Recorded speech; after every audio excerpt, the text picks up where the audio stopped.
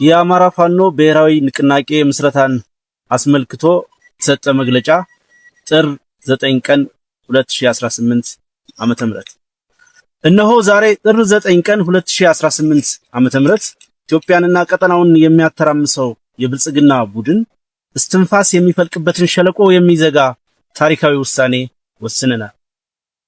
ጓዶቻችን ለከፈሉት መስዋዕትነት የሚመጥን ተልኮን መከወን ግዴታችን የሆነ እኛ የአማራ ፋኖ አደረጃጀቶች አመራሮች የአብይ አህመድ የስልጣን ዕድሜ የሚበቅልበትን ንቃቃት በፍጹም ወንድማማችነት እና አንድነት ደፍነነዋል። የአማራ ትግል አንድ ይሆን ዘንድ የአማራ ፋኖ ብሔራዊ ኃይልና የአማራ ፋኖ ህዝባዊ ድርጅት አመራሮች ድፍረትን፣ ወደ ሰፊነትን፣ ቆራጥነትን እና ለህዝብ መታመንን በሚጠይቀው ታሪካዊ ውሳኔያችን የፋኖን አንድነት እውን ማድረግ ችለናል። ለመላው የአማራ ህዝብ እንዲሁም ለመላው ኢትዮጵያውያን እንኳን ደስ ያላችሁ፣ እንኳን ደስ ያለን። አንድ መሪ፣ አንድ ድርጅት ሰይመናል። አሁን ወደ ስትራቴጂካዊ ግባችን የሚወስደን ምዕራፍ ወለል ብሎ ተከፍቷል። ሜዳውም ፈረሱም በእጃችን ሆኗል። እንደ ብዙዎቹ ነባር የዓለም ስልጣኔዎች ሁሉ ለረጅም ዘመናት በታሪካዊ መሰናክሎች ያልተደናቀፈ ቅብብሎሽ ያለው የግርማዊ ትላንት የታሪክ ባለቤት የሆነው የአማራ ህዝብ እንዲሁም ሀገራችን ኢትዮጵያ ከመቶዎች ለሚበልጡ ዓመታት በተለይም ከመካከለኛው ዘመን ጀምሮ የስልጣኔ ግጭት በወለደው የትውልዶች ጦርነት እየተፈተኑ ይገኛሉ። በዘመናዊው ታሪካችን በቀጥታ አማራን ኢላማ ያደረገው ተከታታይ ዘመቻ በውስጣዊ ድክመቶቻችን ታግዞ ሁሉንም ህዝቦች በተገቢው መልኩ አሳታፊ ባልሆነ የአሸናፊዎች ስርዓት ሀገራችን ያልተረጋጋና የመፍረስ ስጋት ያለባት ሀገረ መንግስት ሲያደርግ ህዝባችንንም ለከፋ የመጥፋት የህልውና አደጋ አጋልጦታል። ይህንን በራሳችን ወገኖች ኢትዮጵያውያን ባለቤትነትና ቅጥረኝነት የሚመራ ውስብስብ ሀገራዊና ህዝባዊ አደጋ ለመረዳትና የጋራ መግባባት ለመፍጠር ብሎም መፍትሄ ለማበጀት ብዙ ማገዶ ፈጅቶብናል። የአማራ ህዝብ ራሱን በመዘንጋትና ሀገሩን በማስቀደም እየኖረ በራሱም ሆነ በሀገሩ ላይ የተፈጠረውን ታላቅ ተቃርኖ በጊዜው ባለመረዳቱ ራሱን ያገኘው ሀገሩን ተነጥቆ ሀገር አልባ ሆኖ እንዲሁም መንግስት መር በሆነ የዘር ማጥፋት በከፋ የመጥፋት አደጋ ውስጥ ሆኖ ነው። በእርግጥ አማራው በመጥፋት ላይ ያለ ህዝብ ነው። ይህንን ህዝባዊ አደጋ ለመቀልበስ ብሎም ሁለንተናዊ ህዝባዊ ጥቅሞቹን ለማስከበር አዲስ ስልጣኔ ለመገንባት አዲስ አማራ አብዮት በማካሄድ ላይ እንገኛለን። የዚህ ህዝባዊ ቁጣ መነሻ ምክንያት የህልውና አደጋው ቢሆንም አደጋውን ከመቀልበስ ባሻገር ግዙፍ ራዕይ የቀነበበ ህዝባዊና ሀገራዊ እንዲሁም ቀጠናዊና ዓለም አቀፋዊ መሻቶችን ቀርጿል።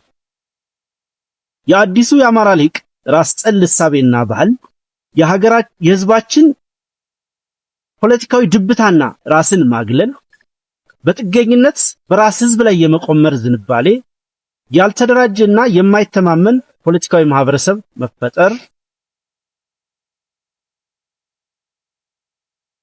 በጠላት ፍላጎት ልክ የተቀረጹ መጥፎ ኤሊቶች የስልጣን ወንበር ይዘው አማራን እንዳይደራጅ መከልከል ወይም መከላከል እንደ ህዝብ የመጥፋትን ስጋት ላስከተለ የህልውና አደጋ አጋልጠውናል። ይህንን የገጠመንን እንደ ህዝብ የመጥፋት አደጋ ለመቀልበስ ስንነሳ ብሎም ለብዙ አስርት ዓመታት ያጣነውን በራስ ሐሳብ መደራጀት ማስመለስ ተከትሎ ከመጥፋት ለመዳን የሚያስችለንን ትግል ማድረግ ችለናል። ትግሉም ስደተኛውን ፖለቲካችንን ህዝባዊ በሆነ እሳቤና አደረጃጀት መሬት ላይ በመትከሉም ሊጸና ችሏል። እንደ ማህበረሰብ ያጋጠመን ውስጣዊ የመበስበስ አደጋ ትግሉ በተፈለገው ፍጥነት እንዳያድግና ወደ ስትራቴጂካዊ አሸናፊነት እንዳያመራ በእጅጉ ፈትነውናል። ጠላቶቻችን በየጊዜው የተቃርኖ ቅኝትን ወደ ውስጥ በማስረግ ብሔራዊ አንድነታችንን ፈትነውታል። ይሁንና አዲሱ ትውልድ በፍጹም ብሔራዊ ቁጭት በመነሳት ይህንን ፈተና በጀግንነት ተጋፍጦታል። አሸንፏል። በዚህም ከውድቀት የሚነሳበትንና ከልዩነት ግርዶሽ ወደ ብሔራዊ አንድነት በመሻገር ህዝባዊ አሸናፊነት የሚያረጋግጥበትን ብሔራዊ ንቃት ተጠቅሞ የአደረጃጀት አንድነትን በትግል ለማሳካት ችሏል። ባለፉት ጊዜያት ባልተማከለ አደረጃጀት በቁርጠኝነት በተከፈለው የህይወት መስዋዕትነት የተገኙ ድሎች ያገዛዙን የስልጣን ምንጭ የሆነውን የመከላከያ ሰራዊት በማፈራረስ አገዛዙን ተራ የ4 ኪሎ ሸማቂ እንዲሆን አድርገነዋል። ትግሉ ያልተማከለ አደረጃጀት ስልትን መጠቀሙ ተለዋዋጭ እና ለአገዛዙ እንዳይመች በማድረግ በአጭር ጊዜ አገዛዙን በማያንሰራራበት ደረጃ ማዳከም ተችሏል። የአገዛዙን ጀነራሎች የጦር አዛዥነታቸውን ረስተው ምላሳቸው ብቻ የቀራቸው ተራ ካድሬዎች አድርገናቸዋል። የትግሉ የመጀመሪያው ምዕራፍ በድል በመጠናቀቁ የአገዛዙ ሰራዊት እየፈራረሰ በመሆኑ ፋኖ ወደ ተተኪ ሰራዊትነት ማደግ ስላለበትና ፖለቲካውን አደራጅቶ መምራት በማስፈለጉ አንድ የፋኖ አደረጃጀት ለመፍጠር በተደጋጋሚ ጥረቶች ተደርገዋል። በሂደቱም የትግሉ የእድገት ደረጃ የራሱን ድርሻ የሚወስድ ቢሆንም ነባር የተቃርኖ ቅኝቶች እና ሰራይ የፍላጎት ቡድኖች ጣልቃ ገብነትና መርዛማ የጠላት እጆች ዋና ፈተናዎቻችን ነበሩ። እነዚህን ውስጣዊ እና ውጫዊ ችግሮቻችንን ተቋቁመን በዚህ የተባረከ ቀን ዛሬ የአንድነት ሪባን ተቆርጧል። አንድ ሆነናል። በድጋሚ እንኳን ደስ ያለ።